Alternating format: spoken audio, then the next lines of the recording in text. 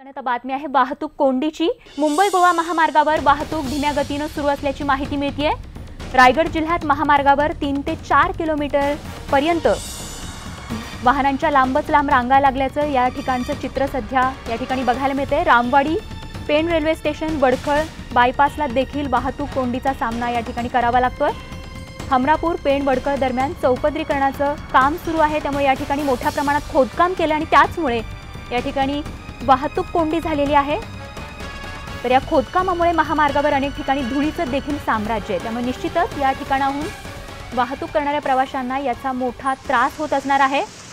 मोहन जाधव आमचे प्रतिनिधी या संदर्भात अधिक माहिती देत आहेत। मोहन, काय सध्या परिस्थिती वाहतुकीची या ठिकाणी?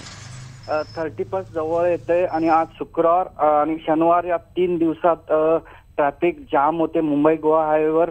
31 जवळ असल्यामुळे अलिबाग दिव्यागर गोव्याकडे पर्यटक वळत आहेत आणि मुंबई गोवा हायवेवर पर्यटक मोठ्या प्रमाणात वाहनं घेऊन आलेले आहेत आणि पळसपेपासून ते वडखळपर्यंत मोठ्या प्रमाणात ट्रॅफिक जाम आहे। हमरापूर असू दे, पेण, वडखळ आणि संवर्धन असे काही धुळीचं साम्राज्य आहे। चौपदरीकरणाचं काम सुरू आहे म्हणून वाहतूक कोंडी होते, त्यासाठी पोलीस यंत्रणा ट्रॅफिक वाढवण्यात आलेलं आहे आणि 31 डिसेंबर दरम्यान हे जड वाहनं आहेत ते आता बंद करण्यात आलेले आहे। सकाळपासून जी वाहतूक आहे धीम्या गतीने आहे।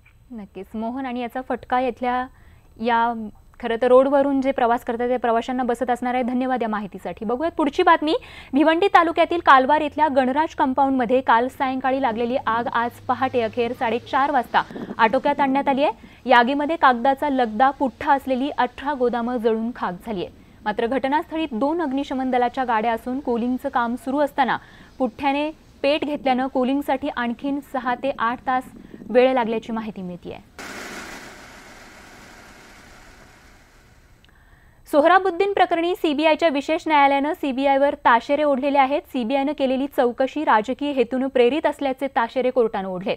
राजकीय नेत्यांना गोवण्यासाठीच सीबीआयनं प्रयत्न केले, एका ठराविक निष्कर्षापर्यंत येण्यासाठी सीबीआयनं काम केलं। सीबीआयने पुरावे तयार केले आणि जबाब त्यानुसारच घेतला असल्याचंही कोर्टानं म्हटलंय। तर सीबीआयने या प्रकरणाची घाईघाईने चौकशी केली आणि महत्त्वाच्या पुराव्यांकडे दुर्लक्ष केलं असं देखील सीबीआयच्या विशेष न्यायालयानं म्हटलंय। आणि आता बातमी आहे वाढलेल्या थंडीची। उत्तरेकडून वाहणाऱ्या वाऱ्यामुळे राज्याच्या तापमानात कमालीची घट झाली आहे। विशेषतः उत्तर महाराष्ट्रात अनेक भागामध्ये मोठी घट झालेली बघायला मिळते। थंडी वाढलेली आहे। मुंबईतल्या तापमानातही मोठी घट झाली आहे। तर राज्यात शुक्रवारी सर्वात कमी किमान तापमान हे नागपूरमध्ये नोंदवलं गेलंय। तर निफाडला थंडीचा कडाका वाढला असून आजचा पारा हा 3 अंश सेल्सिअसवर गेलाय। तर द्राक्ष बागांना याचा फटका बसत असून शेतमजूर, विद्यार्थी, चाकरमान्यांचे या कडाक्याच्या थंडीमुळे हाल होत आहेत। तर नागपूर इथे 3.5 अंश सेल्सिअस इतक्या तापमानाची नोंद झाली आहे। तर उत्तर महाराष्ट्रात जळगाव इथे 6.4 अंश सेल्सिअस किमान तापमानाची नोंद झाली आहे। तर तिकडे पुण्यामध्ये 10 वर्षातल्या नीचांकी तापमानाची नोंद झाली। एकूणच राज्यभरात सध्या थंडीचा कडाका वाढलाय। आणि आता आपण जाणार आहोत गुहागरच्या पालशेत समुद्र किनारपट्टीवर।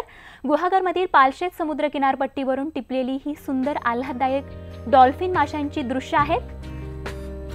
सुमारे 200 डॉल्फिन एकत्र कळपाने या पाण्यात पोहतानाची ही सुंदर दृश्य एका प्रवाशाने टिपलेली आहेत।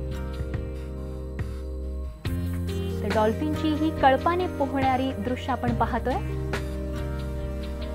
गुहागरच्या पालशेत समुद्र किनारपट्टीवरची ही दृश्य एकाच वेळी इतके सारे डॉल्फिन पाहण्याची संधी सध्या या ठिकाणाहून प्रवास करणाऱ्या पर्यटकांना अनुभवायला मिळतेय।